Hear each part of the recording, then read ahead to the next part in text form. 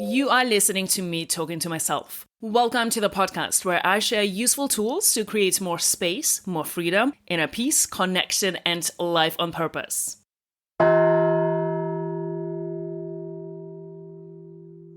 If you're listening and you haven't already, I would really appreciate it if you would go over to Spotify or Apple Podcasts and give me a review. That would be amazing. This episode is about how to fail, about failure and how to do that properly. A lot of people don't achieve their dreams because they don't want to fail. But what is actually failure and why are we afraid of it? One of the main causes of problems is not understanding why. Why are we afraid to fail? Why do we think that failing is something bad? So what is failure and how would we define it?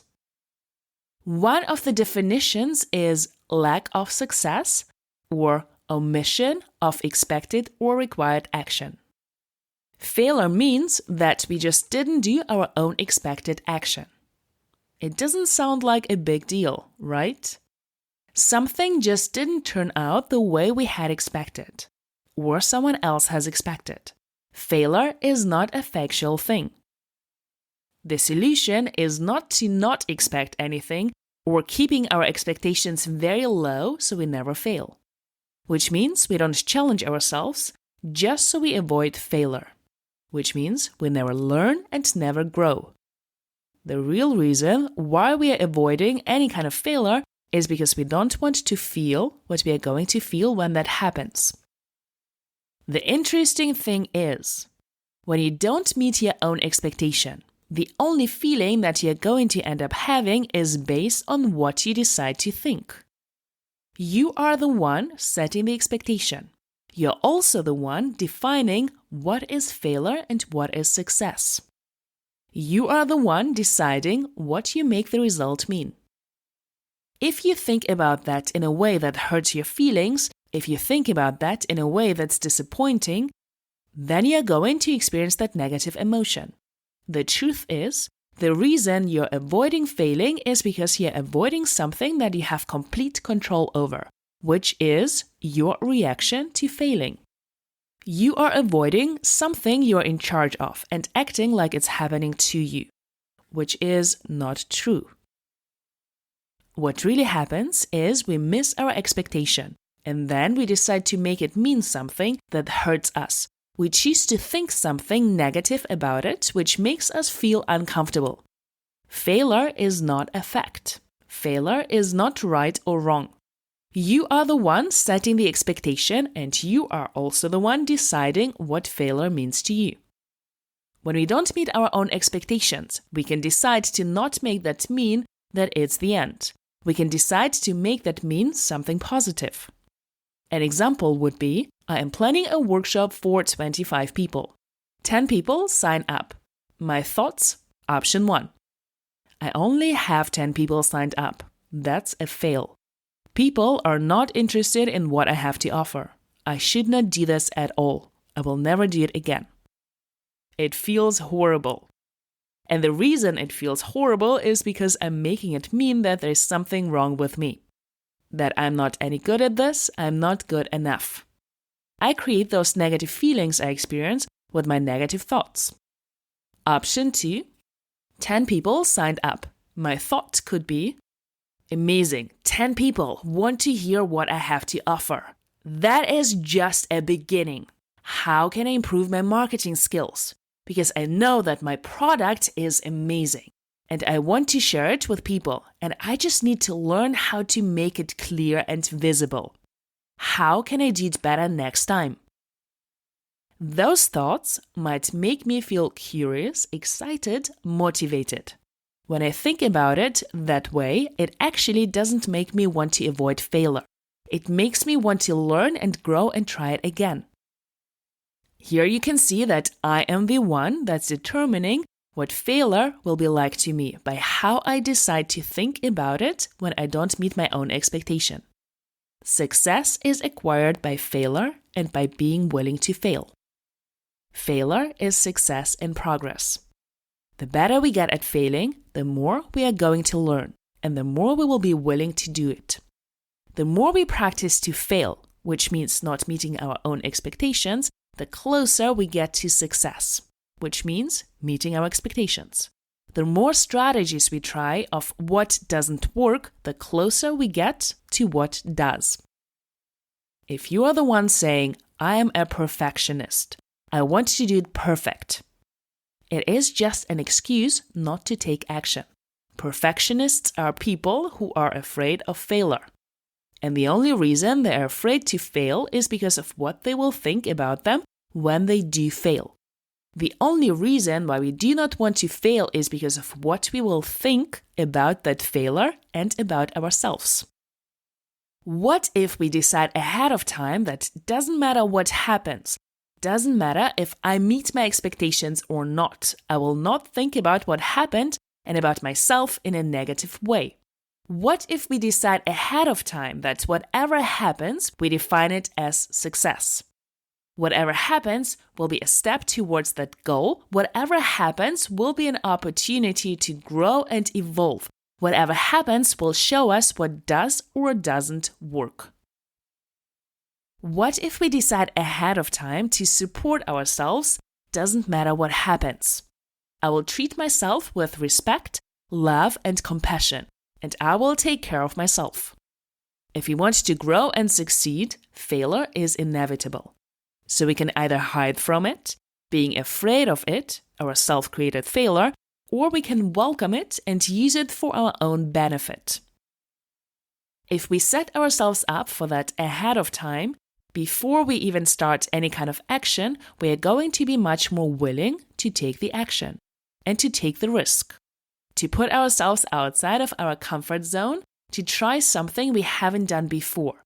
So we have a much higher chance of ultimately getting success. Think about children learning how to walk. We never think about them trying to stand up and falling down as failing. It's a natural process of learning how to walk. Standing up, falling down, trying again, until they eventually succeed and walk. They build the strength they need in the process of failing and falling down. So whatever we do and wherever we are going, think about it in this way. To be able to walk, we need the process of standing up and falling down. We need that process that we would define as failure. If they stopped trying to walk because they were failing, then they would never have the opportunity to get strong enough to be able to walk. So it's through the failing, through the falling down, that they get strong enough to do it. So how is confidence connected to failure? What is confidence and where does it come from? Confidence is the quality of being certain of our abilities or of having trust in people, plans, or the future. Confidence is our willingness to fail. We are confident about things if we know how to do them. We are confident about things we have done before. But confidence does not come from the past. Confidence comes from our belief in ourselves. We have to find confidence in the future, even if we have not done something before. If we do something for the first time, everything that we are going to be doing, we know we are going to be failing. So our confidence has to come from our ability to fail and knowing that we are not going to give up. Failure is something you have to consider as something you want to include in your life. It's not something to avoid, it's actually something to pursue and to get very good at. If I feel confident about my ability to fail, I'm willing to try new things, put myself out there and probably be successful because as I fail and as I plan to fail, it will not stop me. We all know Thomas Edison's quote, "I have not failed, I have successfully found 10,000 ways that won't work." Failures are just learning opportunities. Okay, we didn't take the correct action, so we just need to adjust until we do meet our own expectation. Think about it in a way as something we want to move towards instead of something that we want to move away from. Failure is a skill that we develop. When we learn how to handstand, we also learn how to fall out of handstand, because this is an inevitable part of the process. Learning how to fall out safely is a skill, and without falling out, we can't learn how to handstand. Failure is a skill, and without failing, we can't learn how to succeed. If we are not falling out of handstands, we are not practicing enough. We are not doing enough repetitions. If we are not failing, we are not challenging ourselves enough. We are not learning enough. We are not growing enough. It is important to understand the difference between the kind of failing I am talking about, which means putting yourself out there and not achieving the expected result, versus failing by not showing up at all.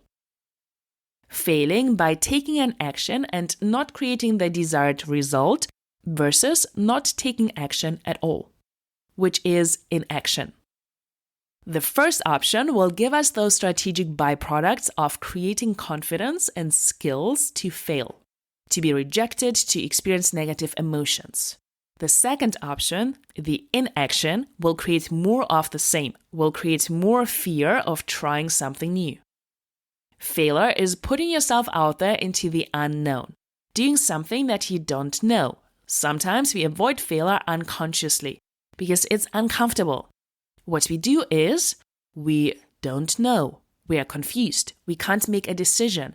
We can't make a choice. This is the most innocent way to avoid failure, because we are afraid that that choice might be the wrong one and we might fail. And if you listen to this podcast, you know that there is no right or wrong decision. You literally cannot fail, meaning you cannot make a wrong choice. So be true to yourself. When we avoid failure, we also at the same time avoid success. Saying, I don't know, and being confused is just a way of hiding. So tell yourself the truth about it.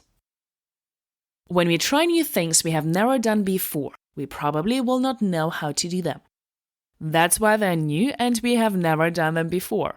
However, being confused and saying, I don't know how to do them is not helpful. Instead, thinking about it in a way that doesn't stop us from taking action. We will figure it out. We are learning the steps to understand the how. The reason you don't want to fail is because you don't want to feel the feelings that you would cause yourself to feel. So go out there and do something that you're pretty sure going to fail at. Let's try new challenging things, because the worst thing that can happen ultimately is a fail. Let me know in the comments. Send me an email about your fails and your lessons and your successes. I'm hosting a retreat in Portugal end of May this year. Sign up for my newsletter on my website, eleonoragendelman.com, to receive more information about upcoming events and retreats.